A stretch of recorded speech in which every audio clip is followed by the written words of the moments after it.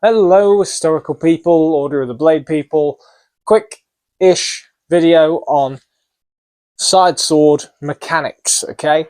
So something a side sword gives you that no other sword gives you. Not quite the same, because anybody that really knows what they're on about, the only difference between a side sword and, let's say, an arming sword is this: a finger over the guard thing. So the reason these came about is basically just an arming sword with finger rings and extra bits to protect the hand, is because people found that they really liked sticking a finger over the guard and they didn't want to get the finger chopped off, because obviously if I bind here and slide, bye-bye finger. Whereas if I bind on this thing and slide, I just hit the guard. Anyway, let's hold that properly.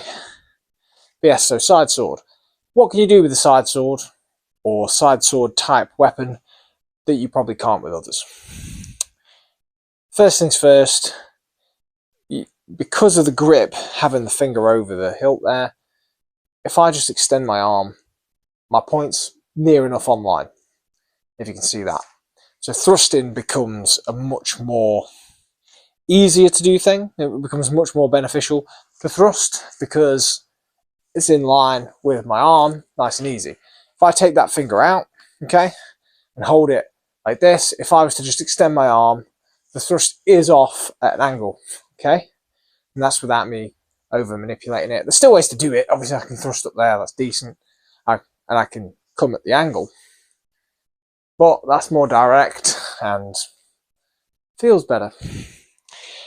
Other thing you can do with the side sword, you got kind of like a Frisbee action. Because of that little trigger finger being on there, you have the trigger. So if I'm here, I can trigger it in. You kind of do this anyway with saber. If you just pinch with the bottom 3 fingers, you just send it out. But with side sword, you've got the trigger finger to help you as well. You've got the Frisbee action, I like to call it. I don't know if it's what the actual name is, but if my sword's low or to the side, I kind of feel like I'm throwing a Frisbee. It's that kind of momentum. If you've never thrown a Frisbee, get a dog, throw a Frisbee. Then you won't have any money to spend on HEMA, and I technically then win. But if you do the Frisbee, you get a little bit of a better flick there. You can do it just with the hammer fist, but it's slightly less controlled. This puts you, again, because of the grip position, puts me online. So I can Frisbee out, and then I'm online for my thrust or whatever. Okay. So I've got my trigger action, Frisbee, my point's online better. And then you have the kind of ability to do what I call just a twat back, which is if I strike out, because of the finger position, it's easier for me to just reverse that strike. If I do that without this, there's still a bit of strain on the wrist, like, but if I do it without this, I've got the issue of my grip sliding and stuff. Okay, so it's harder to recover from that, and I'm at full extremity of that strike. So it's almost like I have to stop and then start cocking back. Whereas with the finger in place, it's much easier to just there, bang.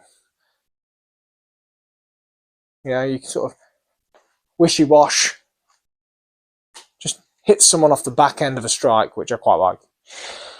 So yeah, side sword mechanics. Something fun to try. You can do pretty much all of these if you just stick your finger over the top of an arming sword as well. Only issue is your fingers then at danger. So if you don't care about your fingers, try it. Obviously, if you're wearing clamshell gloves and things like that, it's not going to happen anyway. Yeah, cool. Hopefully that's useful for some of you budding young gentlemen, side swordy people. Or if it's not useful, who cares? All right, see you in a bit.